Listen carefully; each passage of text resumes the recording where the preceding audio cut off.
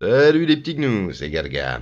Alors, dans cette vidéo, on va beaucoup se marrer parce que on va parler d'un sujet très marrant, parce que c'est rigolo de se marrer. Alors, un article de midilibre.freux qui dit enfants placés chez des enfants fifil par des autorités allemandes, l'expérience secrète dévoilée. Publié le 24-06-2020 à 14h51, mise à jour le 25-06-2020 à 6h31. C'est un petit peu vieux, mais je suis tombé dessus récemment. Le projet Kentler a été présenté comme une expérience scientifique qui a été mise en place à partir des années 70 sous l'égide du professeur de psychologie Helmut Kentler. Elle a duré 30 ans et a fait des milliers de victimes. Des pédos payés par l'État pour s'occuper d'enfants. L'affaire peut paraître surréaliste, mais elle a pourtant existé, légitimée par une expérience scientifique qui a duré plus de 30 ans à partir des années 70 en Allemagne. Bon, si c'est scientifique, ça va, hein hashtag Alfred Kinsey. Il s'agit d'un projet nommé Kentler, du nom de son instigateur, le professeur de psychologie Helmut Kentler, réputé grand sexologue, qui a proposé cette expérience inédite, comme l'explique Deutsche Welle.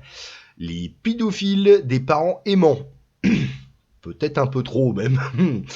Le postulat est simple, les services sociaux confiaient des enfants sans abri de Berlin-Ouest à des pédophiles sous prétexte que ces derniers seraient des parents très aimants.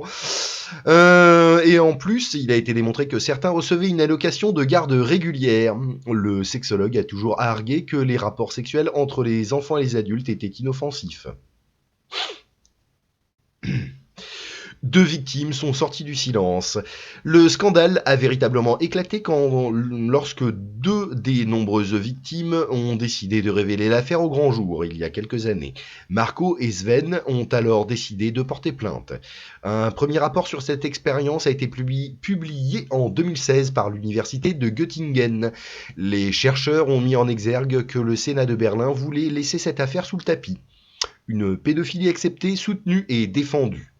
Et pour cause, il a été démontré qu'il y avait un véritable réseau entre les établissements d'enseignement, la protection sociale des jeunes et le Sénat de Berlin, dans lesquels la pédophilie a été acceptée, soutenue et défendue. Hein oui, rappelons-nous de ce cher Cohn-Bendit qui est très pote avec certains Allemands. Hein bon, bref. Depuis, les chercheurs de l'université de Hildesheim sont partis à la recherche des dossiers afin de les étudier. Ils viennent de publier les résultats de cette enquête véritablement choquante. L'instigateur de l'expérience, Helmut Kentler, mort depuis quelques années, n'a jamais été poursuivi et les victimes n'ont jamais été reconnues en tant que telles. Mais depuis peu, sous l'influence de la sénatrice Sandra Schires, je sais pas, l'affaire a été relancée et les autorités ont promis de faire toute la lumière sur ce scandale où l'administration de l'État était complice. Des milliers de victimes. Le compte de victimes n'est pas encore comptabilisé, mais au sous-sol du bâtiment administratif de l'éducation, il y a environ 1000 dossiers qui n'ont pas encore pu être traités. A déclaré un chercheur de Hildesheim lors de la présentation du projet. Lors de la conférence de presse organisée lundi 22 juin pour présenter le rapport, les deux victimes, grâce auxquelles l'enquête a pu avoir lieu, Marco et Sven, ont pu s'exprimer et ils ont confié qu'ils espéraient comprendre comment un tel système avait pu être mis en place et durer si longtemps. Nous savons ce qui s'est passé parce que nous l'avons vécu, a confié Marco.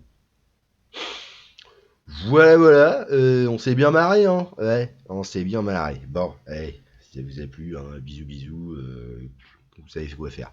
À plus dans le bus.